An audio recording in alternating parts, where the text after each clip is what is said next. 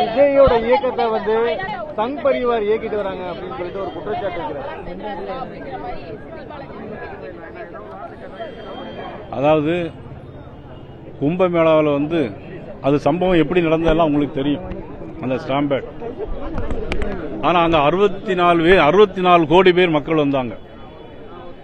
ஆனால் கரூரில் இன்னைக்கு பார்த்தீங்கன்னா 41 பேர் பரிதாபமாக செத்து போயிட்டாங்க. செத்தில் பார்த்தீங்கன்னா கணவனை இழந்த பெண் 10 வயது சிறுவனோடு வாழ்ந்துட்டு இருக்கிறாங்க. அந்த 10 வயது சிறுவனும் அந்த இடத்துல இறந்து போறாங்க. அந்த தாய் தனியா நிற்கிறாங்க. இப்படி கொடூரமான செயல்கள் நிறைய. யாரு கரண்ட் ஆஃப் பண்ணது,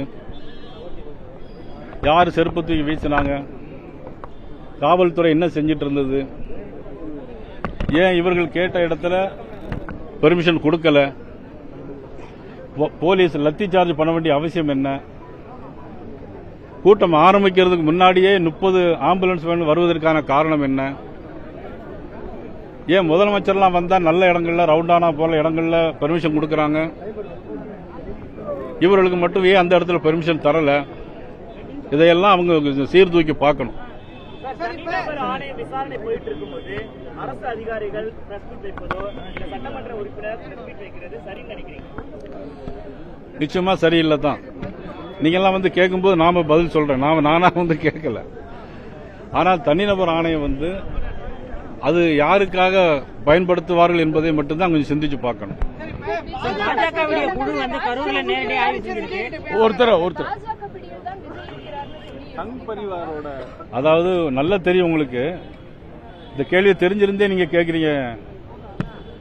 ஏற்கனவே பாஜக எங்களுடைய எதிரி அப்படின்னு சொல்லிட்டு இருக்கிறாரு, எங்களை விமர்சனம் பண்ணி பேசிட்டு இருக்காரு. இந்த இடத்துல எப்படி நாங்க எங்களுடைய பிடியில் எப்படி அவர் இருக்க முடியும்?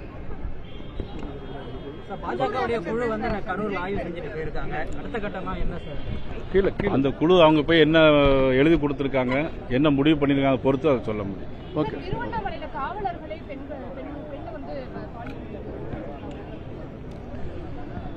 இது ஏதோ இன்னைக்கு நேற்று நடந்த சம்பவம் இல்லை. இது என்னைக்கு திமுகவுடைய ஆட்சி வந்த காலத்திலிருந்து வேலியே பயிரை மேய்ந்தால் போல காவல்துறை காமுகர்கள் நிறைய பேர் இருக்காங்க தமிழ்நாட்டில். இன்னும் கண்டறிந்து அவர்களெல்லாம் தக்க நடவடிக்கை எடுக்க வேண்டும். காரணம், காவல்துறையை தன்னுடைய கையில் வச்சிருக்கக்கூடிய முதலமைச்சர் அவர்களுடைய கட்டுப்பாட்டில் இந்த காவல்துறை இல்லை என்கிறத நிறுவனம்.